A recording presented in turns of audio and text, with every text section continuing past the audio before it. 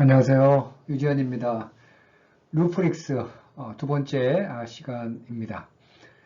임용고사 결과 발표가 나고 나면 어떤 사람은 합격했고요. 어떤 사람은 그렇지 못한 경우가 있습니다. 단순하게 합격과 불합격의 문제가 아니라 굉장히 그 심리적인 차이가 많이 날 것입니다. 교사는 해볼만 합니다. 얼마나 오래 하느냐에 대한 걸 떠나서 특수교육과에 입학했으니까 기간제가 됐던 그렇지 않던 간에 특수교사를 해보는 것은 인생에 있어서 굉장히 큰 의미가 있다고 생각합니다. 그걸 뭐 정년까지 해야 된다, 안 해야 된다는 각자의 선택의 몫이라고 할 수 있지만 특수교사를 해보는 것 자체가 인생에 있어서 굉장히 값진 경험이 될 수 있는 손해날 것은 아니다. 기간제를 3년 하건 정규직을 3년 하건 그 역시 상당히 의미가 있다. 저는 이렇게 생각을 합니다. 히딩크 아시죠? 축구. 히딩크도 역시 그 지적장애 학생들 축구 코치를 했던 감독이었나요? 이런 경험이 있다고 하는데요. 상당히 많은 분들이 자원봉사를 했던 간에 그렇지 않은 경우 뭐 그런 특수교사 역할을 일정 부분 알게 모르게 한 그런 경험들이 많이 있는 것 같습니다.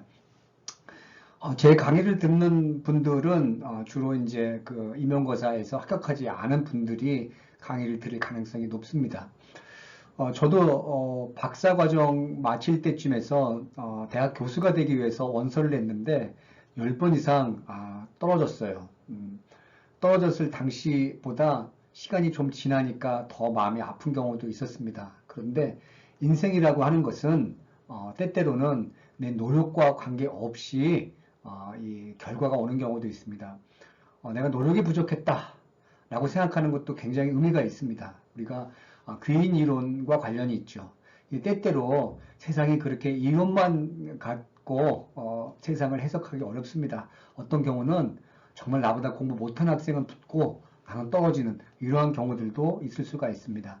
인생의 일부분은 운도 역시 작용한다고 보는데요.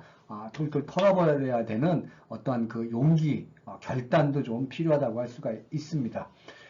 오늘 그래서 강의는 지난 시간에 강화와 벌 이렇게 강의했는데 오늘은 임용고사와 관련해서 생각해 보도록 하겠습니다.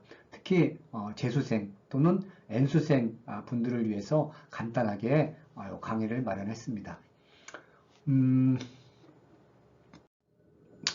요 그림 보시면 이게 뭔지 아시는 분들이 있을 겁니다. 영화에서도 가끔씩 우주 영화 나올 때도 보면 뭐 이런 삼각형의 모습이 나오기도 하는데요. 지금 굉장히 야경 이쁩니다. 저도 여기 2번 가봤었는데요. 처음에는 이게 뭔지 몰랐어요. 너무 그 프랑스 파리에서 걷고 바나나만 가지고 며칠간 먹었었거든요. 30대 초반에 배낭여행 처음 갔을 때 그런 경험이 있는데 여기가 루브르 박물관이라는 거 모르고 이 근처에서 너무 배가 고파가지고 누워 있었던 기억이 있습니다. 그때 집시 조심하라고 많은 사람들이 얘기해 줬는데 그때서야 여기가 루브르 박물관인지 알았어요. 루브르 박물관의 모습입니다. 여러분 그 루브르 박물관에 가면 무엇을 보러 주로들 갈까? 이렇게 하면 대부분 이 모나리자를 보러 갑니다. 그렇죠? 모나리자. 이 그림이죠. 다빈치의 모나리자의 그림입니다. 눈썹이 없다라는 것들 때문에 굉장히 유명하고요. 여러 가지 모나리자에 대해서는 또다시 설명하기도 하겠습니다. 어느 쪽으로서 보더라도 나를 쳐다보고 있죠. 이 모나리자가.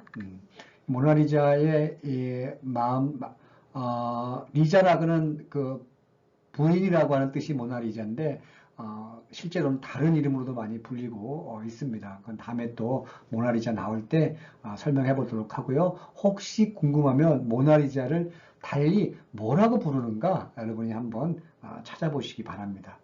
루브르에서 가장 사람들이 많이 모이는 곳이 바로 이 모나리자가 있는 곳이라고 할 수가 있어요. 저도 밀려서 맨 앞에까지 가서 온 기억이 있습니다. 모나리자입니다. 또 다른 것들 중에 하나는 이렇게 그림이 아니라 다른 것들이 하나 있습니다. 다른 거 뭐냐면 바로 이건데요. 이 그림입니다. 이건 그림이 아니고 조각이죠. 이름은 Winged Victory of 사모트라케라고 하는 겁니다. 사모트라케의 날개에 달린 승리. 대부분 날개에 달린 승리는 주로 남자 신이 아니라 승리의 여신을 라고 표현해요. 날개에 달린 승리의 여신. 사모트라케의 날개에 달린 승리의 여신이라는 조각입니다. 승리의 여신입니다. 사모트라케라고 하는 곳에서 발견된 이 조각상이에요. 1863년인가 아마 그때에 발견되어졌다고 합니다. 굉장히 오래됐어요. 근데 지금 이 것을 보면 어떻게 됐습니까? 날개가 이렇게 있죠. 날개가 있고요. 그 다음에 없는 게 아까 모나리자에서는 눈썹이 없다는데 여기는 아예 얼굴 자체가 없습니다. 얼굴 자체가. 이 이름을 윙드 빅토리 오브 사모트라케라고 했는데 이걸 줄여서 다 이렇게 부르지 않고요. 뭐라고 하냐면 승리의 여신은 뭐라고 하죠? 니케 또는 뭡니까? 여러분이 좋아하는 운동화 스포츠복 나이키입니다. 저도 나이키 굉장히 좋아했는데요. 승리의 여신 그 나이키가 바로 요 부분입니다. 요 그림들과 관련된 요 신화적인 어이구 여기서 따왔어요. 그래서 이 나이키라고 하는 것이 바로 요 승리의 여신 요 조각을 가지고 이야기하는 겁니다. 무슨 신이라고요? 승리의 여신입니다. 승리의 여신 날개가 있고요. 이렇게 날개가 있어요. 그리고 이 옷 이런 부분들이 굉장히 이제 바람에 날려가지고 굉장히 사실감 있게 표현됐다고 합니다. 발견되어졌을 때 여기는 하얀색 대리석이고요. 이 바닥 놓여 있는 이건 배라고 합니다. 이건 검정 대리석이라고 합니다. 이 워낙 최고급으로 만들었다고 그럽니다. 이게 최고급 대리석이라고 얘기하는데 이 부분에 아직 발견되어지지 않은 게 원래는 있었겠는데 여기 얼굴이 발견되지 않았어요. 사람들은 이걸 승리의 여신이라고 불렀는데 모르겠어요. 정말 이게 승리의 여신인지 패배의 여신인지는 모르겠습니다. 머리가 없으니까 패배의 여신이라고 부를 수도 있을지 모르겠어요. 근데 이걸 승리의 여신이라고 우리가 부르고 있습니다. 근데 여기서 보면 이 작품이 이 모나리자 못지않게 루브르에서 굉장히 유명한 작품이라고 할 수가 있는데요. 이 부분을 보면서 제가 왜 이것을 가지고 재수생 또는 N수생 분들에게 메시지를 전하고자 했느냐. 승리의 여신이라고 했을 때 이걸 패배의 여신이라고 해도 누가 뭐라 그러겠습니까마는 승리의 여신이라고 했을 때 지금 이 작품에서 가장 신비스러운 것이 어딜까 이렇게 생각해 보면 이 날개도 물론 그렇겠죠. 날개도 그리고 이 허벅지에 대한 부분, 관능적이라고도 할 수 있는데요. 이 부분들, 이 옷의 어떤 그 결, 이런 것들, 그다음에 대리석 그 자체, 여러 가지로 생각해 볼 수가 있을 것 같습니다. 근데 여기에서 가장 제가 볼 때 많은 사람들이 이 작품을 보고 신비스럽게 생각할 수 있는 요소는 뭘까라고 하면 그렇죠. 얼굴이 지금 없다는 겁니다. 승리의 여신에 대한 얼굴이 없어요. 그러면 뭘 생각해 볼 수가 있을까요?